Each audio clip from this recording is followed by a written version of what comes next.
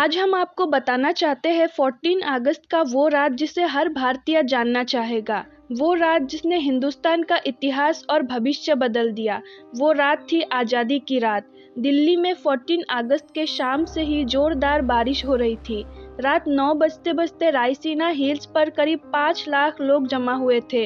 रात को करीब 10 बजे सरदार पटेल, जवाहरलाल नेहरू, डॉक्टर राजेंद्र प्रसाद और माउंट बाटेन वाइसरॉय हाउस पहुंचे। 14 अगस्त 1947 की रात 12 बजने में कुछ ही मिनट बाकी थे। तब पंडित जवाहरलाल नेहरू ने 2 लाइनें कह के अपना प्रवचन शुरू किया। At the stroke of the midnight hour, when the world sleeps, India will be awake to life and freedom.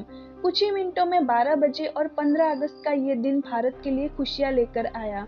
190 सालों बाद ब्रिटिश हुकूमत से देश स्वतंत्र हुआ था, लेकिन इन खुशियों के साथ उतना ही गम भी था, क्योंकि भारत ने अपना करीब 8 करोड़ 15 लाख लोग एक ही रात में गंवा दिए थे और उस टाइम देश 2 हिस्सों में बांट गया था, हिंदुस्तान और पाकिस्तान। हिंदुस्तान यूं ही आज़ाद नहीं हुआ। 15 अगस्त के बहुत पहले ही ब्रिटिश हुकूमत का अंत शुरू हो गया था। महात्मा गांधी के आंदोलन से देश में नई क्रांति की शुरुआत हुई थी, तो एक और सुभाष चंद्र बोस की आज़ाद हिंद फौज ने अंग्रेजों का जीना दुश्वार कर रखा था। ऊपर से सेकेंड वर्ल्ड वॉर के बाद ब्रिटिश सरकार में इतना दम भी नहीं था कि वो हिंदुस्तान पर अब शासन चला सके।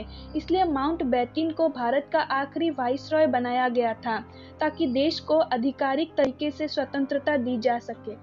अंग्रेजों ने भारत को शुरुआत में 3 जून 1948 के दिन स्वतंत्र घोषित करने का निर्णय लिया था, लेकिन मोहम्मद अली जिन्ना ने पाकिस्तान नाम का अलग मुल्क बनाने की ठान ली थी, जिसके चलते देश में कई जगह पर सांप्रदायिक हिंसा शुरू हो गई।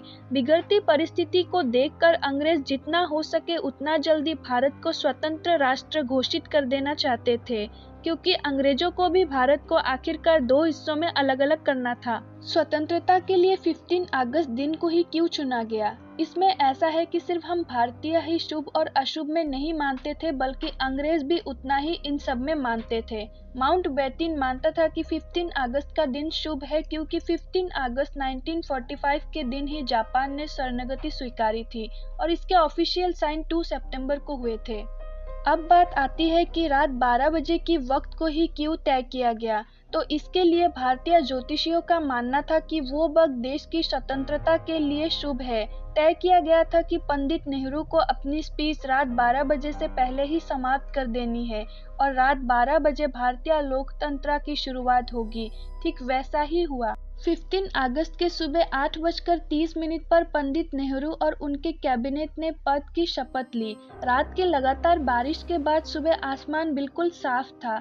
लोग बेसब्री से इंतजार कर रहे थे आजाद भारत के तिरंगे को लहराते हुए अपनी आंखों से देखने का। देश के तिरंगे को सबसे पहले जवाहरलाल नेहरू ने रात को 12 बजे ही पार्लियामेंट सेंटर हॉल में लहराया था और दूसरी बार सुबह 8:30 पर जनता के सामने लहराया गया। देशवासियों के आंखों में खुशी के आंसू थे। आज़ादी के बाद 15 अगस्त के दिन ही एक साथ अंग्रेजों ने देश को नहीं छोड़ा। 1500 ब्रिटिश सैनिकों की पहली टीम 17 अगस्त 1947 के दिन अपने देश रवाना हुई, तो आखिरी टीम 27 अगस्त 1948 के दिन निकली। खास बात यह है कि लुटेरे अंग्रेज हमारे देश के अतिथि बनकर आए हो, उस तरह से उन्हें विदा किया गया। तो गाइज, आज के लिए बस इतना ही।